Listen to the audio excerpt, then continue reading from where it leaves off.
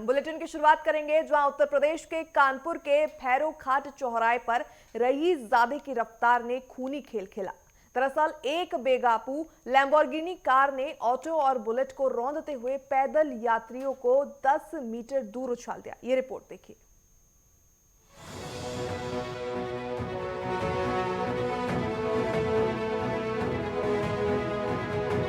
कानपुर नगर के भैरो घाट चौराहे पर उस वक्त अफरा तफरी मच गई जब तेज रफ्तार लैम्बोर्गिनी कार ने पहले एक ऑटो, फिर बुलेट और उसके बाद एक राहगीर को टक्कर मार दी।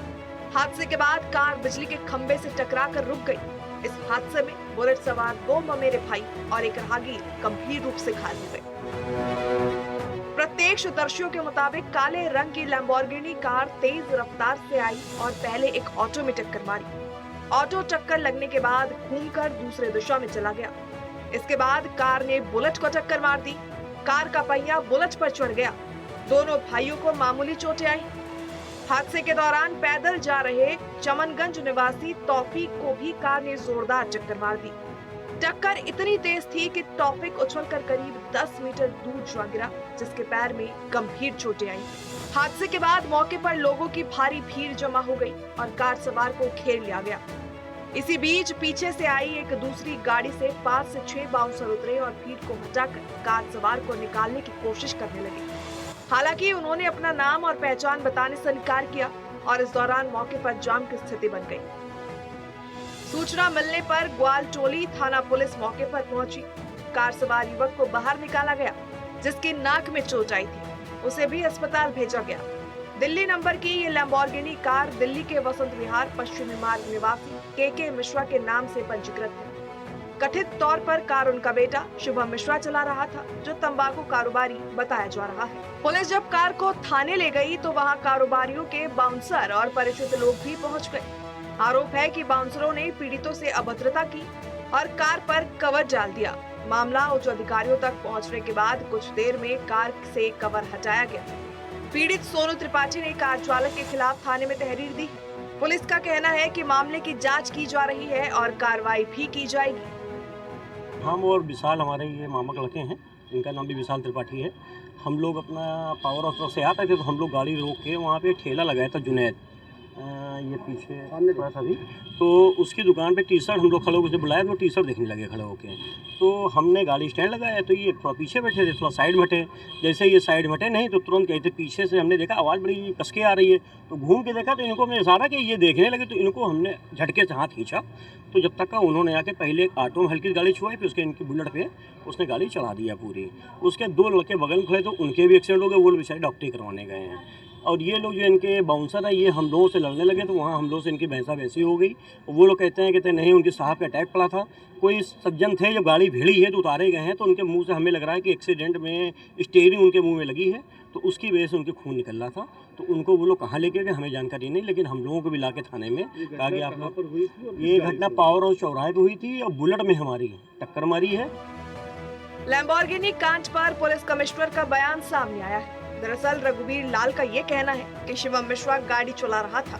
कानून सभी के लिए बराबर है। एक्सीडेंट हुआ था लैम्बोर्गिनी से, ये DL 11CF 4018 ये गाड़ी के द्वारा एक्सीडेंट किया गया जो लैम्बोर्गिनी है। एक तौफीक नाम के व्यक्ति जो मोटरसाइकिल जिनकी थी और वो खड़े थे, उस गाड़ी के एक्सीडेंट करा उस गाड़ी के साथ और एक गाड़ी के ऊपर चढ़ गई थी।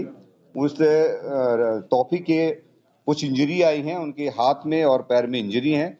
उनको जो प्राथमिक उपचार है उसके बाद उनको छोड़ दिया गया है। वो थाने पे आए थे, उन्होंने एक एप्लीकेशन दी है और जिसमें FIR पंजीकृत कर दिया गया है।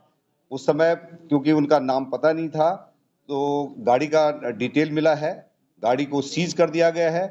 और अब हमारी जो पहली जो जांच होती है उस जांच में पता लगा है कि शिवम मिश्रा नाम के लड़का चला रहा था। उनके पिताजी का नाम के मिश्रा है और ये उस समय क्योंकि जो एक्सीडेंट होने के बाद उसको उनके जो बाउंसर थे 2 लड़के, उन्होंने उनको बाहर निकाला गाड़ी से और उनको ये बताया गया है कि उनका कोई मेडिकल इश्यू था, तो उनको भी प्राथमिक उपचार के लिए भेजा गया है। और एक्सीडेंट का अभियोग पंजीकृत करने के बाद अब उनका नाम उनका सामने आ गया है। आगे सारी विधिक कार्रवाई की जाएगी। तेज रफ्तार और लग्जरी कार से जुड़े इस हादसे ने एक बार फिर शहर की सड़कों पर सुरक्षा और वीआईपी ट्रीटमेंट के सवाल खड़े कर दिए हैं। Bureau report, network 10।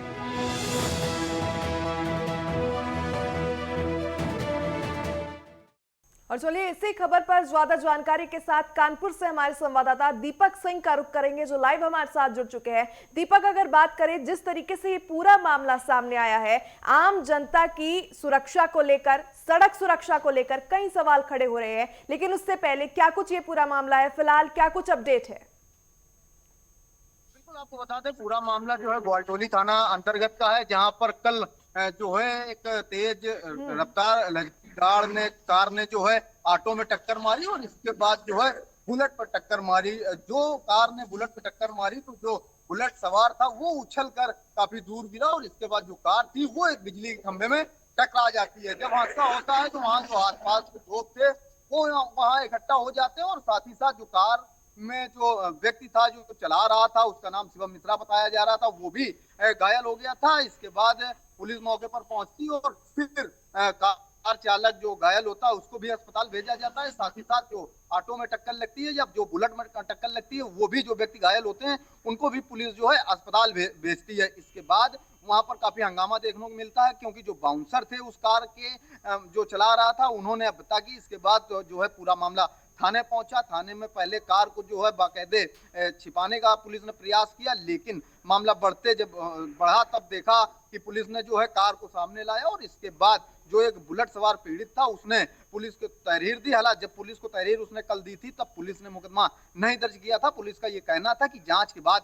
इस पर कार्रवाई की जाएगी, लेकिन जब मामला मीडिया की सुर्खियां बना तब ये बात सामने निकल के आई कि ये तमाकू कानपुर के मिश्रा हैं, जो तमाकू के बड़े कारोबारी हैं, उनका ये बेटा था और दिल्ली में रहता था और जो है दिल्ली से वापस आया था और वीआईपी रोड की ये पूरी घटना है। हालांकि पुलिस जो है तहरीर लेकर आज मुकदमा दर्ज कर लिया और जिस तरीके से कानपुर के पुलिस कमिश्नर का ये बयान आया है कि जिस तरीके से कल तहरीर मिली थी लेकिन उसमें जांच होना बाकी थी, अब जो प्रथम दृष्टिया जो जांच हुई है उसमें चीजें सामने निकल के आई हैं, डिटेल निकल के आई है, नंबर भी निकल के आया, तो पुलिस ने जो है अब FIR दर्ज कर ली है और पुलिस का ये कहना है कि आगे की जो भी विधिक कार्रवाई होगी वो की जाएगी। लेकिन सबसे बड़ा सवाल ये उठता है कि कानपुर की कोई पहली ऐसी घटना नहीं है। इसके पहले भी कानपुर के वीआईपी रोड में इस तरीके से जो है रईस जादों की जो है घटनाएं देखने को मिली हैं, लेकिन पुलिस के सुस्त रवैये के चलते कहीं ना कहीं ये घटनाएं लगातार बढ़ती जा रही हैं और जिस तरीके से ये एक बार फिर